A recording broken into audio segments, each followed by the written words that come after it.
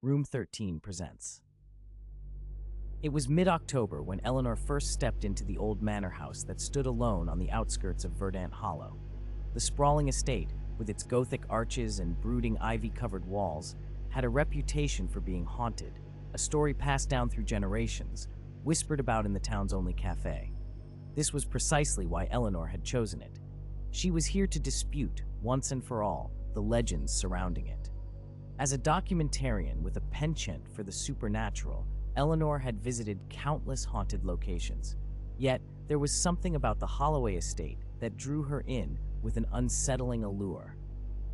Perhaps it was the portrait of Amalia Holloway, the lady of the house, whose eyes seemed to follow you wherever you went. Or maybe it was the flickering chandeliers that cast shadows stretching eerily across the walls like ghostly fingers. Eleanor clutched her camera tightly as she entered through the creaking oak doors, which groaned in displeasure as though waking from a long dormancy. Her every footstep echoed through the grand foyer, a space caught in time, dust swirling in the beams of muted light that sliced through the translucent curtains. Her mission was simple: spend 72 hours documenting the occurrences in the house.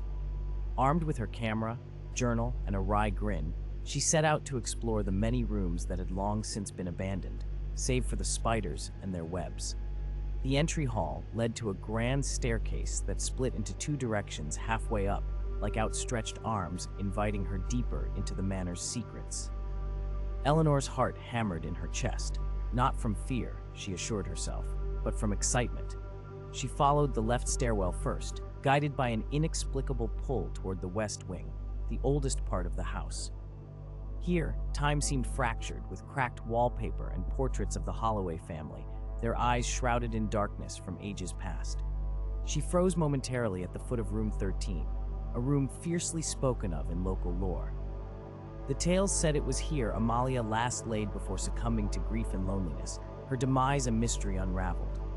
As Eleanor hesitated on the threshold, the air around her thickened, ripe with anticipation. She inhaled deeply and pushed the door open, steeling herself against the known and unknown alike. The room was dim, the overcast sky barely illuminating it through an aged, narrow window. An ornate bed dominated the space, its dark wood polished yet untouched by human hands for decades. Ancient furniture lined the walls, an elegant armoire, a writing desk replete with its archaic accoutrements, and a rocking chair poised beside the window. Eleanor's first instinct was to capture it all on film, her camera lens sweeping across every corner before settling on the chair. Its gentle sway caught her eye, despite the absence of a draft. She moved closer, her breath hitching, a cold sensation prickled her skin, an inexplicable shiver that started at the nape of her neck and coursed down her spine. She shook it off as a draft, the kind old houses often breathed with. Yet, unease sprouted in her consciousness. "Amalia?" she whispered, half in jest, half daring a specter to emerge. Silence as palpable as the walls swallowed her words. Then, just as she turned to leave, a soft, almost imperceptible creak echoed in response. A bead of sweat trickled down her forehead. Ice clutching her core, she retreated from room 13, shutting the door firmly behind her. Only then did she release her held breath. Still, she could not shake the feeling of being watched. But as a rational woman, she attributed it to her imagination running wild within the confines of whispered stories and eerie aesthetics. For the next 2 days, Eleanor combed through the manor with a combination of apprehension and enthrallment. Blackened mirrors reflected her cautious exploration, while ancient artifacts persistently drew her attention, as pleading their forgotten stories to be told. Odd phenomena punctuated her stay, lights flickering on their own, muffled footsteps echoing in vacant corridors, doors slamming without wind. Her nights were restless, punctuated by dreams. No, not dreams, visions, of the house as it once was. Laughter and music floated from the past, and in those blurred moments, Amalia appeared, graceful, beckoning, eyes shaded by the sorrow of an enigmatic loss. Eleanor awoke, each time drenched in mystery, the weight of the unseen pressing heavily upon her chest. By the third day, the echo of solitude had begun to pierce her carefully constructed veneer of skepticism. That morning, she resolved to visit room 13 one final time, this time with an openness rather than an agenda. As she opened the door, An undeniable warmth greeted her, and the room smelled faintly of lavender mixed with something unplaceable, a scent akin to nostalgia. Placing her camera down, Eleanor approached the window and the rocking chair once more. The house seemed to hold its breath with her, each creak of the floorboards sounding a beat in her temple. With trembling hands, she touched the flaking lacquer of the chair, as if on cue. The presence she felt so strongly manifested in the appearance of Amalia Holloway, not conjured in a dream, but ethereal, standing in front of Eleanor, translucent yet vivid, her image wavering like a reflection on water. Amalia did not speak, nor did she need to. Her eyes held volumes, stories unspoken, carrying the pain of untold years.